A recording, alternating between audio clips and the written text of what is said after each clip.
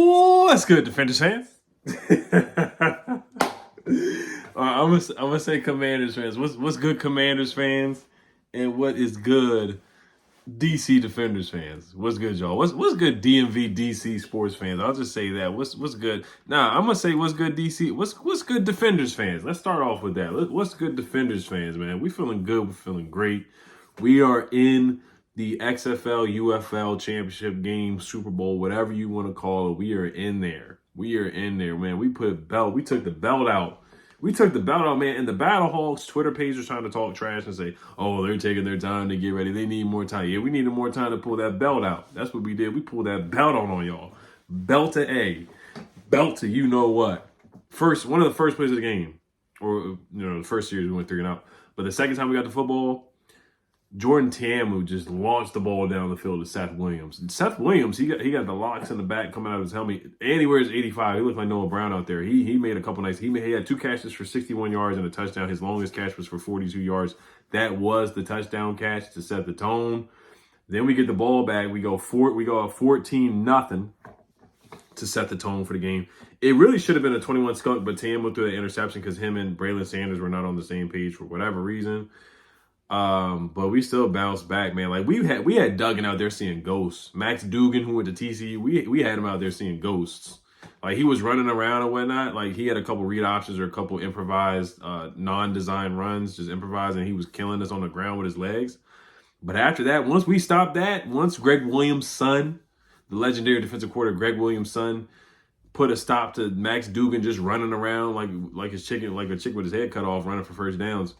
We put a stop to that because he could not throw the ball at all. Then he got benched, and they put Silvers in the quarterback, and then he got hurt. One of our defensive tackles pile drived him into the ground, and he got hurt, and they took him out. So I'm not like it's not like we didn't have a bounty on him or nothing like that. Shout out to Greg Williams, and then Calvin Joseph, he's locked up now. The cornerback who played for the Cowboys, boss man fat, he's locked up because he rest in peace and condolences to the person on the motorcycle that he did hit.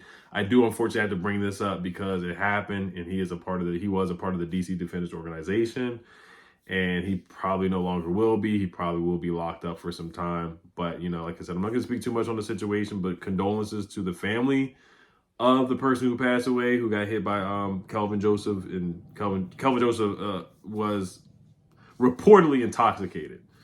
So just tough news to hear that. And I think, I was like, man, that's going to throw them off. To have a teammate have that happen to them at 5 a.m., really the day of the game or the day before the game, the night before the game, I think it was the day of because it was 5 a.m. But to hear your teammate get locked up potentially for life, that definitely mentally, messes with your mind right before the game. And I think they were able to weather the storm through all that and still come out there and take care of business and put belt to A from the start, man. They were able to run the football really well. Dean Jackson, 21 carries for 110 yards. A. Smith, I don't know his first name, 13 carries for 64 yards. D. Jackson had 2 touchdowns.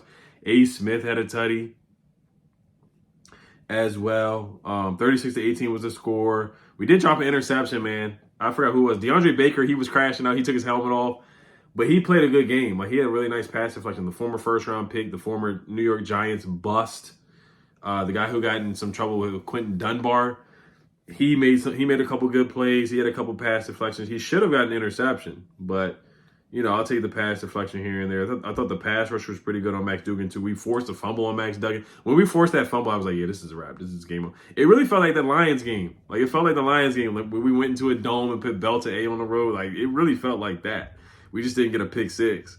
But no, the defense stepped up and made plays when we needed to happen. And Jordan Ta'amu, they did a flea flicker on 3rd and 1 for a big play to get us in the red zone. That was huge. And then Ta'amu, I knew his confidence. His sliders were up. He had his game breaker up. I knew his confidence was sky high. When he pointed, I think it was for Braylon Sanders on a third and 1 or a 4th and 1. And he just threw him open. He said, hey, keep running. And just launched that joint. And I was like, bro, yeah, this is our day. It was kind of like that with Jaden Daniels when he made that pass to Diami. I was like, yeah, tonight's our night, man. When he made that pass to Diami and Quan Martin gave that pick 6, I was like, yeah, nobody's stopping us tonight. Nobody's stopping us tonight. That's just kind of how it felt tonight. So, but yeah, you guys let me know what you guys think. I know the Commanders guys, the Commanders Kings, they joke me about my DC Defenders fandom. But like I said, I am a football junkie. I'm a DC sports junkie. It doesn't matter. Like the Mystics, I'm a big fan of the Mystics. I love Kiki Araffin. I love her with a passion. She's a dog. Citron is a dog. Brittany Sykes is a dog. Like I can name players on the Mystics. Dolson. I'm just a big fan of DC. It doesn't matter what sport it is. I just don't watch soccer. I don't watch baseball. But like if it's a DC football, basketball team, anything like that, I will sit down and cheer and watch that team and support that team. I just don't give a crap. If you're from DC, Georgetown basketball, as you already know, the Wizards, the Terps, like it does not matter. I'm looking around to see if I have any more paraphernalia and stuff like that of other teams in DC sports. But I supported the Caps. I don't really watch hockey, but shout out to Ovechkin for breaking the record, man. So it doesn't matter. If you're a DMV team, the Bowie Bay Sox, they call them the Chesapeake Bay Sox, but I will never call them the Chesapeake Bay Sox. They are the Bowie Bay Sox, and I support them too. So I just had to get that out the way. But shout out to DC, and shout out to their coach, man. Shout out to their coach. He did a good job because I remember the coach left before the season started, and then he had to come in and replace the coach. He was the interim head coach, and he's going to be the full-time coach for the foreseeable future. He deserves it for sure. And Jordan Tiamu, he deserves a workout. Mike McCrane, the kicker, he did a good job tonight. I think he was 2 for 2 on his kicks.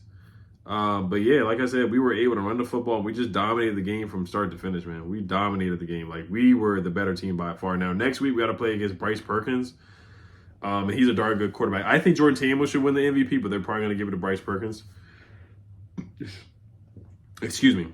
So that's going to be a good matchup. He's a dual threat mobile quarterback. He was running around and everything and throwing the ball really well in the game earlier today. So it's going to be a good matchup, man. It's going to be a fun matchup. I might do a preview video. And let me know. So the places that I may go that I'm thinking about going is Tom's Watch Bar down Navy Yard or Tom's Watch Bar down the National Harbor. Walter's Bar at the Navy Yard. Those are some of the places I'm thinking about right now. Comment down below if there's any good watch parties for the DC Defenders. I mean, if there's a watch party for the Commanders game, they're probably doing the same thing for the Defenders.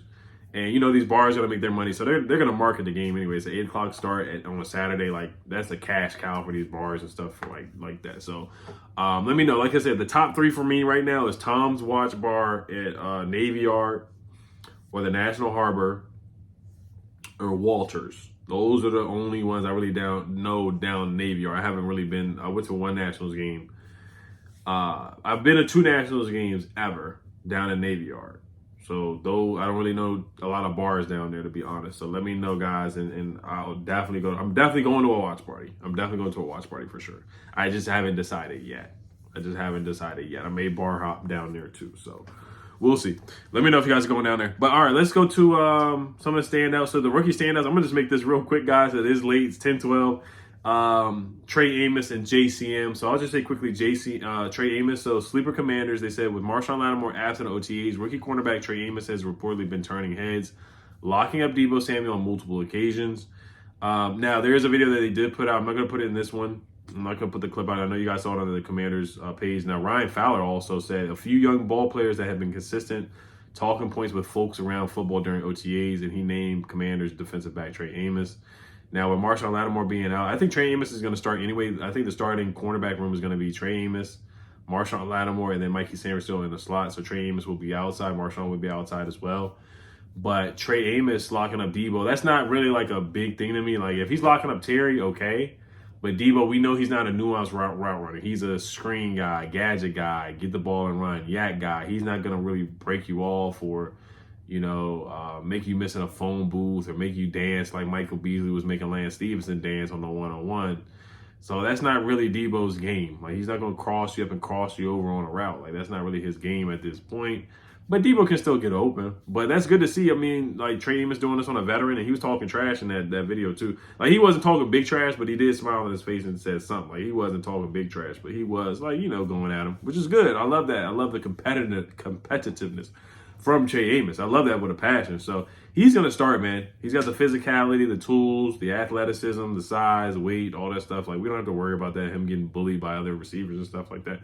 Because he's already, he has the speed and, like I said, the measurables that we're looking for. But everybody's loving Trey Amos. And he locked up Michael Gallup last week, too. So he's locking up some real veteran receivers that have had success in the NFL.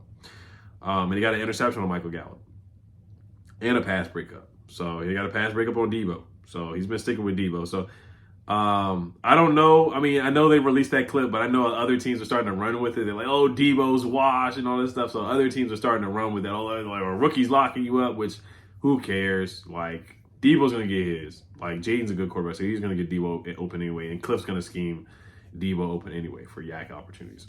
All right, so let's move on to JCM. So the big thing, the biggest news really at a training camp, I mean, at an OTA so far, like the hidden news that came out, because nobody saw this practice. Like, the media wasn't there at this practice. So the practice was on Tuesday, and they were there at the one on Wednesday. And what John Keim heard, his understanding was that JCM was the fastest player there. We know Jalen Lane had a faster 40-yard dash than JCM. JCM ran a 4.45 40-yard dash. Jalen Lane ran a 4.3. Will Harris ran a 4.3. John Jones ran a 4.3. Terry ran a 4.3. I know this is years and years removed for a lot of these guys that I'm naming, but still, Terry wasn't there. But a lot of guys I just named, they ran 4.3 40-yard dashes, but JCM apparently was the fastest guy there. And we know Jalen Lane is super fast. Keegan Jones is fast. Even Kaz Allen, who I don't like, is fast. So there's a lot of guys that are quick and fast on the team. Austin Eckler is quick. He may not be super fast, but he's quick. So for JCM to stand out and be the fastest guy there definitely says something to me. And he's not going to be running back week 1, week 2, week 3. It's probably going to be B-Rob for like the first 8 weeks of the season. But let's see if JCM, if those carries go up and that playing time goes up, the snaps, the carries, and the yards, we'll see. And some of the home run hitting potential that I see that Ja'Cory Crosby-Merritt, that I feel like that he definitely has in his bag, in his tool bag for sure. And just elusiveness and quickness and vision. I just feel like he can be the best running back on this team for sure before it's all said and done. Now, the Texans are working out Nick Chubb, so all the people who wanted Nick Chubb, I don't see him coming here, to be honest. So we just got to rock with what we got, guys. I don't think we're going to bring in J.K. Dobbins. But no, that's really good to hear from Ja'Cory Crosby-Merritt, man. And then also Joey Jr. said that Trey Amos is ahead of the curve too. So that was big. That was big from Joey Jr. to say that. So, all right, you guys. I'm gonna let you guys get some rest and get some sleep, and I'll see you guys tomorrow and probably preview mandatory minicamp, because mandatory minicamp starts on Tuesday. So we got to get ready for that play by play and see if Terry's gonna be there, Marshawn and Laramie Tunzel. But let's go. Hell to the DC Defenders. Left hand up. You already know what it is, man. Like I said, I'm going to be talking big trash on Commanders. I'm going to be talking some trash, man, because they be joking me, man. They be trying to roast me about my defenders, man. All right, y'all. Hail to the defenders. Hail to the Commanders. Peace.